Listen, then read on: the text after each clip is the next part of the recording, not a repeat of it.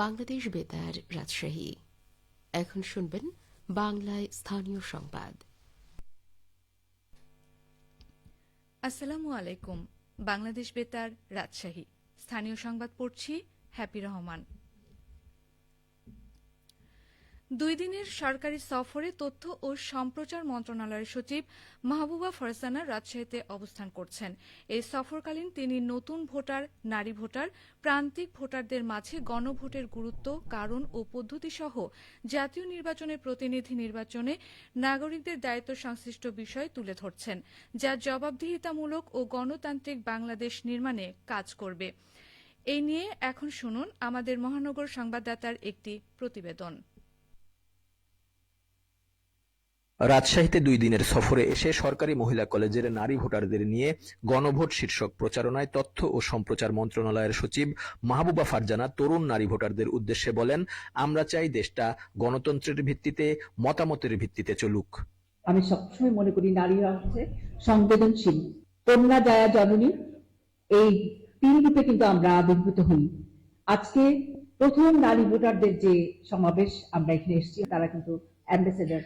আপনারা কিন্তু আজকে এখান থেকে শিখে গিয়ে আরো অন্তত শত শত নারীকে জানাবেন যে কি আজকে আপনারা জেনে গেলেন, কি বার্তা আপনাদেরকে দিতে হবে সারা রাজশাহী জেলায়।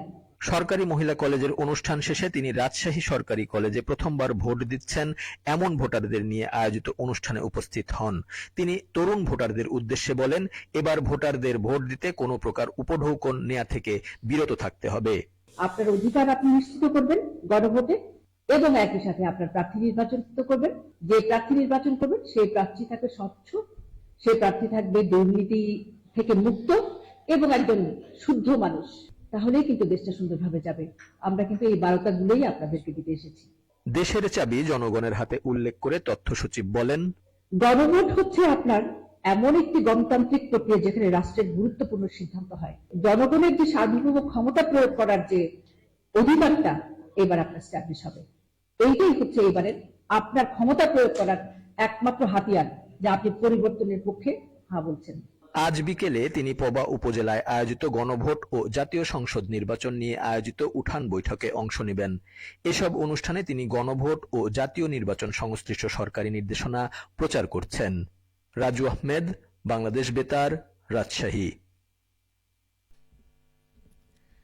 জাতীয় শিক্ষা সপ্তাহ 2026 উপলক্ষে উপজেলা ও জেলা পর্যায়ে শ্রেষ্ঠ শিক্ষা প্রতিষ্ঠান প্রধান হিসেবে মনোনীত হয়েছেন রাজশাহীর বানেশ্বর সরকারি কলেজের অধ্যক্ষ প্রফেসর ড মোহাম্মদ শওকত আলী। শিক্ষাক্ষেত্রে বিশেষ অবদান, প্রশাসনিক দক্ষতা, শিক্ষার মান উন্নয়ন এবং শিক্ষার্থীদের সার্বিক কল্যাণে অনুকরণীয় ভূমিকার স্বীকৃতি হিসেবে তাকে এই স্বীকৃতি প্রদান করা হয়।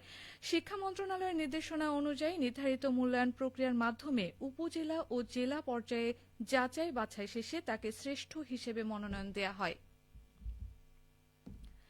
সুস্থ ও মেধাবী জাতি গঠনে মা ও শিশুর পুষ্টি নিশ্চিত করতে নাটোর জেলায় মা ও শিশু সহায়তা কর্মসূচি বাস্তবায়নের কৌশল নিয়ে কর্মশালা অনুষ্ঠিত হয়েছে। আজ নাটোর পৌরসভার সম্মেলন কক্ষে আয়োজিত কর্মশালায় সভাপতিত্ব করেন স্থানীয় সরকার বিভাগের উপপরিচালক ও নাটোর পৌরসভার প্রশাসক SHM মাগফুরুল হাসান আব্বাসী। তিনি বলেন, মা ও শিশু সহায়তা কর্মসূচি বাস্তবায়নের মাধ্যমে মা ও শিশুর পুষ্টি চাহিদার অনেকটাই পূরণ করা সম্ভব। এর ফলে শিশুর বুদ্ধিবৃত্তিক বিকাশের মাধ্যমে দেশের মানব সম্পদে পরিণত হওয়ার সুযোগ থাকে। এই কর্মসূচি বাস্তবায়নের মাধ্যমে টেকসই উন্নয়নের অভিষ্ট লক্ষ্য অর্জনের পথে এক ধাপ এগিয়ে যাওয়া যাবে।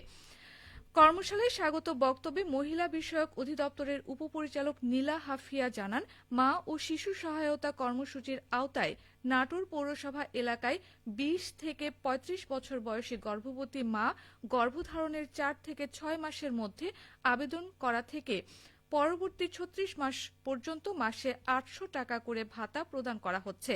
নাটোর পৌরসভায় বর্তমানে 14,000 উপকারভোগী এই ভাতা পাচ্ছেন।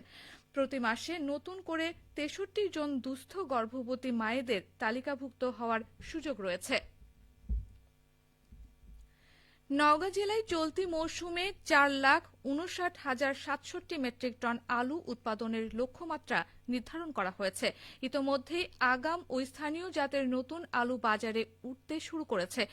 ভালো ফলন ও দাম পাচ্ছেন চাষিরা। কৃষি বিভাগ জানিয়েছে, জেলায় মোট 21,300 হেক্টর জমিতে আলু চাষের লক্ষ্যমাত্রা রয়েছে। হেক্টর প্রতি উৎপাদন লক্ষ্যমাত্রা রয়েছে 21.59 মেট্রিক টন। চলতি মৌসুমে জেলায় 2,500 হেক্টর জমিতে আগাম জাতের আলু চাষ হয়েছে। হেক্টর প্রতি 8 মেট্রিক টন ফলন পাচ্ছেন কৃষকরা। জেলা কৃষি সম্প্রসারণ অধিদপ্তরের উপপরিচালক হুমায়রা মণ্ডল বলেন, নতুন আলুর বাজার দল ভালো পেয়ে কৃষকরা পুরো দমে রবি মৌসুমের আলু চাষাবাদ শুরু করেছেন। উৎপাদন ধরে রাখতে চাষিদেরকে নতুন ও উন্নত জাত এবং আধুনিক প্রযুক্তি ব্যবহার করে চাষাবাদে উদ্বুদ্ধ করা হচ্ছে।